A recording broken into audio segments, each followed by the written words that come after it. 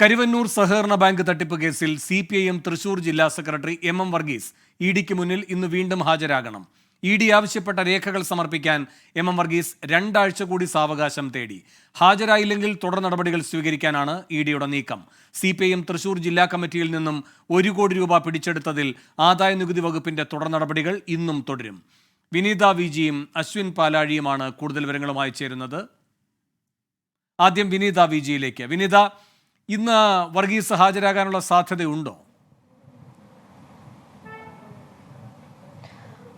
വേണു, അദ്ദേഹം ഇന്ന് ഹാജരായേക്കില്ല എന്ന് തന്നെയാണ് നമുക്ക് അറിയാൻ കഴിയുന്നത്. ഇന്ന് 10:30 ഞാനിപ്പോൾ നിൽക്കുന്ന കൊച്ചിയിലെ ഈ ED ഓഫീസിൽ എത്തണമെന്നുള്ളതായിരുന്നു ഉദ്യോഗസ്ഥരുടെ നിർദ്ദേശം. പക്ഷേ അദ്ദേഹം അന്ന് തന്നെ തനിക്ക് ഹാജരാകാൻ കഴിയില്ലെന്നും ഇന്ന് മെയ് ദിനമായതിനാൽ തനിക്ക് ജില്ലയിലെ മറ്റു പരിപാടികളുണ്ട് എന്നും അദ്ദേഹം അറിയിച്ചിട്ടുണ്ടായിരുന്നു. പക്ഷേ അത് അദ്ദേഹത്തിന്റെ ഒരു ആവശ്യം അംഗീകരിക്കാൻ ഉദ്യോഗസ്ഥർ തയ്യാറായിരുന്നില്ല. ആവശ്യപ്പെട്ട രേഖകൾ ഉൾപ്പെടെ ഇന്ന് തന്നെ ഹാജരാകണമെന്നായിരുന്നു ഉദ്യോഗസ്ഥർ അറിയിച്ചിട്ടുണ്ടായിരുന്നത്. ഒപ്പം തന്നെ അദ്ദേഹം ഈ ഉദ്യോഗസ്ഥരുടെ ചോദ്യങ്ങളോട് ഒരു നല്ല ഒരു സമീപനത്തോടു കൂടി അല്ല അദ്ദേഹം പെരുമാറുന്നതെന്നും അറിയാൻ കഴിയുന്നുണ്ട്. അവരുടെ ചോദ്യങ്ങൾക്ക് കൃത്യമായി അദ്ദേഹം മറുപടി നൽകുന്നില്ല എന്നും ചില സൂചനകൾ കൂടി ലഭ്യമായിട്ടുണ്ട്. ചില പ്രധാനപ്പെട്ട രേഖകളൊക്കെ തന്നെ ED ആവശ്യപ്പെട്ടിട്ടുണ്ടെങ്കിലും പല രേഖകളും MM വർഗീസ് ഇനിയും ഹാജരാക്കിയിട്ടില്ല. ഈ രേഖകൾ ഉൾപ്പെടെ ഇന്ന് കൊണ്ടുവരണമെന്നുള്ളതായിരുന്നു എൻഫോഴ്സ്മെന്റ് ഡയറക്ടറേറ്റ് നിർദ്ദേശം നൽകിയിട്ടുണ്ടായിരുന്നത്. പക്ഷേ ഇന്ന് അദ്ദേഹത്തിന് ഹാജരാകാൻ കഴിയില്ലെന്ന് അദ്ദേഹം നേരത്തെ അറിയിച്ചിരുന്നുവെങ്കിലും അദ്ദേഹത്തിന്റെ ആവശ്യം അംഗീകരിക്കാൻ ഉദ്യോഗസ്ഥർ തയ്യാറായിരുന്നില്ല. ഒരുപക്ഷെ ഇന്ന് അദ്ദേഹം ഹാജരായില്ല എങ്കിൽ മറ്റ് തുടർ നടപടികളുമായി മുന്നോട്ട് പോകാൻ തന്നെയാണ് EDയുടെ നീക്കം. അതിനോടകം തന്നെ അദ്ദേഹം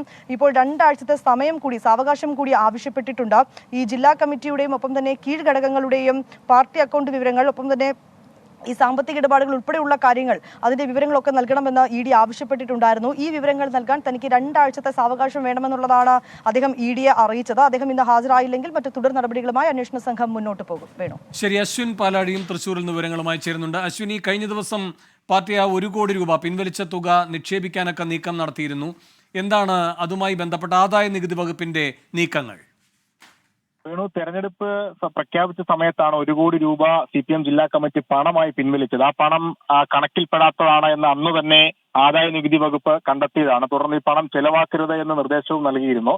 ആ പണം ചെലവാക്കാതെ സൂക്ഷിച്ച ശേഷമാണ് ഇന്നലെ ബാങ്ക് ഓഫ് ഇന്ത്യയിലെ തൃശൂർ MG റോഡിലുള്ള ബ്രാഞ്ചിൽ ഈ പണം തിരിച്ചടയ്ക്കാൻ എത്തിയത്.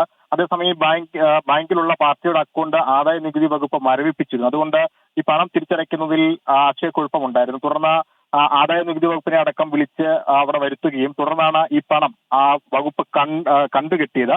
നിലവിൽ ആ പണത്തിന്റെ സ്രോതസ് വെളിപ്പെടുത്താനാണ് ജില്ലാ കമ്മിറ്റിയോട് ആവശ്യപ്പെട്ടിരിക്കുന്നത്.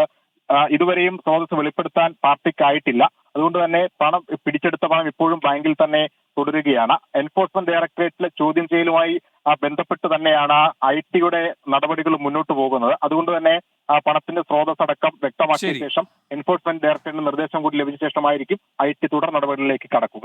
അശ്വിൻ പാലാഴിയും വിനീത വിജിയുമാണ് വിവരങ്ങൾ നൽകിയത്.